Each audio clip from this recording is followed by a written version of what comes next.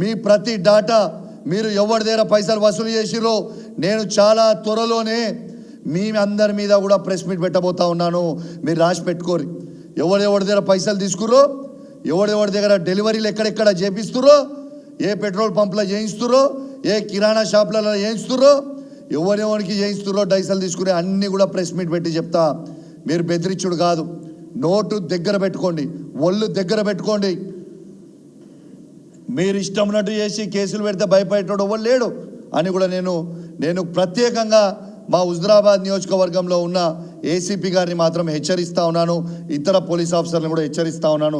తస్మాత్ జాగ్రత్త అని చెప్తా ఉన్నాను. దీంతోపాటు నెక్స్ట్ టైం మీరు మా దళితుని కూడా నెక్స్ట్ టైం అన్యాయంగా పోలీస్ స్టేషన్కి పిలిచి కొట్టడం కానీ పిలిస్తే కానీ హుజురాబాద్ నియోజకవర్గంలో ఉన్న ప్రతి దళిత కుటుంబానికి నేను చెప్తా ఉన్నాను, మిమ్మల్ని అన్యాయంగా పోలీసు వాళ్ళు పిలిస్తే మీరు నాకు ఒక్క ఫోన్ కాల్ ఇవ్వండి. బీఆర్ఎస్ పార్టీ మీకు అండగా ఉంటుంది. హుజురాబాద్ నియోజకవర్గంలో వేలాది మంది కార్యకర్తలు తరలిస్తాం, ఎంతమందిని అరెస్ట్ చేస్తూ వచ్చాయి చూస్తామని చెప్పి నేను పోలీస్ వాళ్ళకు కూడా హెచ్చరిస్తూ ఉన్నాను. ఇలా కావాల్సింది ఇలా నేను ఒక్కటే అడుగుతున్నా రేవంత్ రెడ్డి గారిని. రేవంత్ రెడ్డి గారు మీరు చెప్పండి, కావాల్సింది తెలంగాణలో మార్పు కదా, దళిత కుటుంబాలలో వెలుగు నింపాల్సింది కదా. ఇలా కేసీఆర్ గారు ఇచ్చిన 10 లక్షల రూపాయలతోని ఇలా దళిత కుటుంబాల జీవితాలలో వెలుగు నింపే కార్యక్రమం కేసీఆర్ గారు చేస్తే మీరు ఏం చేస్తుర్రు?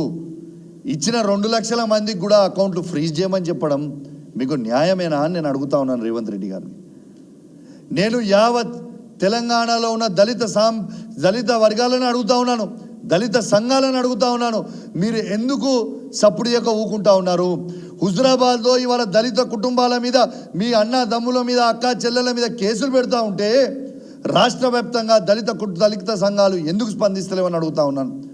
ఖచ్చితంగా 33 జిల్లాలలో ప్రతి దళిత సంఘం ఖచ్చితంగా స్పందించాలి దీని మీద.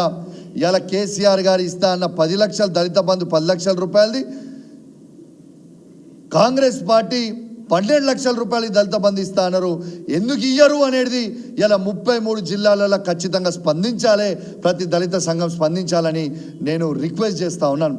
ఇలా హుజురాబాద్లో కేసులు కావచ్చు, రేపు మీ అందరి మీద కూడా అవుతాయి.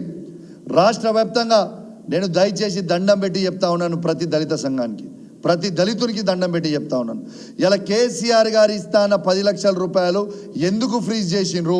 మీకు ఆర్డర్ కాపీ మళ్ళొక్కసారి చూపిస్తా మీకు కావాలంటే.